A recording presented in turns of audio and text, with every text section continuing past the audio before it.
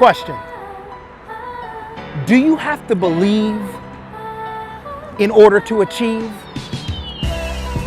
And that's a huge question. I'm asked that question often. I don't believe that belief is required in order for one to achieve. You say, what? I get it because we've heard all the quotes. Whatever the mind can conceive or believe, it can achieve. You've got to believe it in order to achieve it. We tell young people all the time, you just got to believe. Really?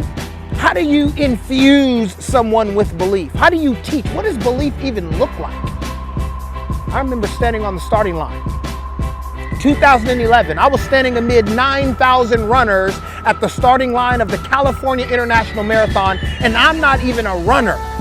I was running to raise money for kids at Grant High School to build a sports health academy on their campus.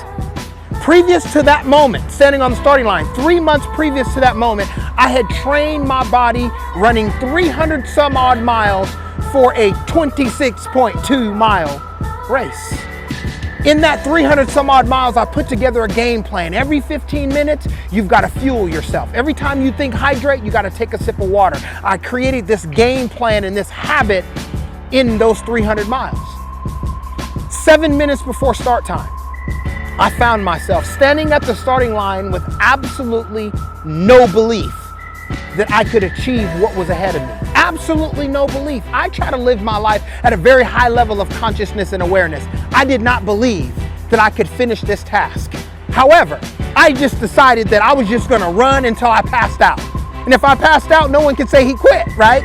He ran and he passed out. They had to wheel him off the course. Well, bang, the gun went off. We all took off. And I started putting one foot in front of the other.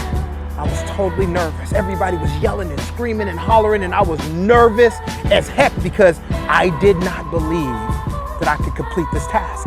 I approached mile 6.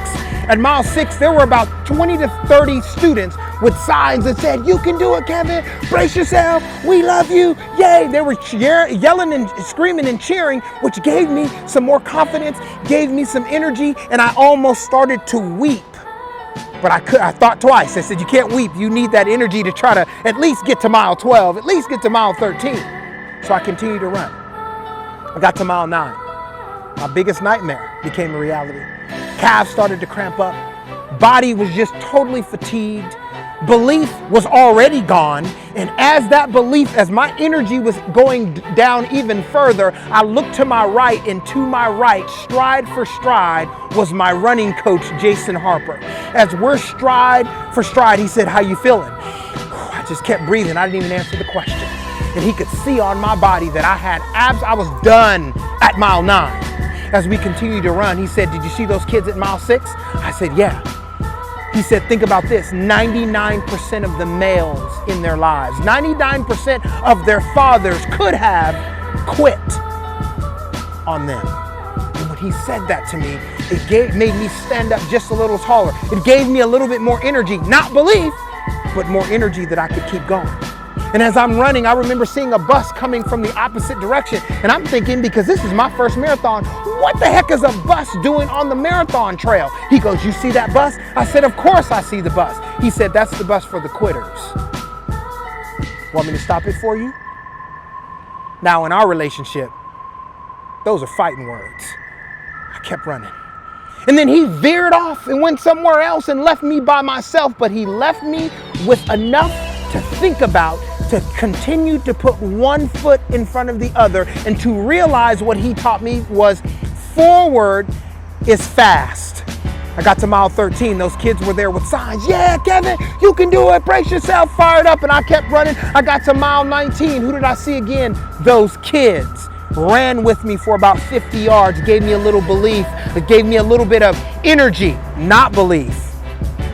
5 hours and 10 minutes later, I completed something that I had absolutely no belief that I could do.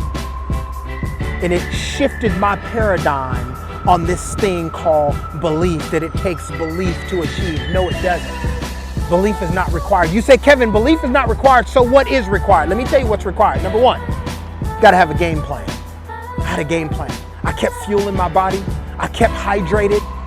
Number two, you got to have a reason. Your reason is your fuel. Your reason is your gas. Your reason will keep you going when nothing else seems to be in your favor. Your personal reason will keep you going. My reason were those kids. My reason was to raise money to help contribute to building a sports health academy on that campus. Third, it takes CIP, consistent, infinitesimal progression, small baby steps forward toward a predetermined goal. Fourth, it takes a coach, a mentor, someone speaking life into your ears, into your heart, into your life as you pursue your goals and your dreams. Fifth, it takes other people's belief in you. Les Brown taught me years ago, sometimes you have to believe in someone else's belief in you until your belief in you kicks in. My belief in me never kicked in that marathon, so I had to borrow everybody else's belief in me. Does it take belief in order to achieve? Is belief a requirement? Do you have to believe in order to achieve? My answer is absolutely not. But you do have to have a game plan. You do have to find your reason. You do have to take baby steps. You do have to find a coach or attract a coach or a mentor.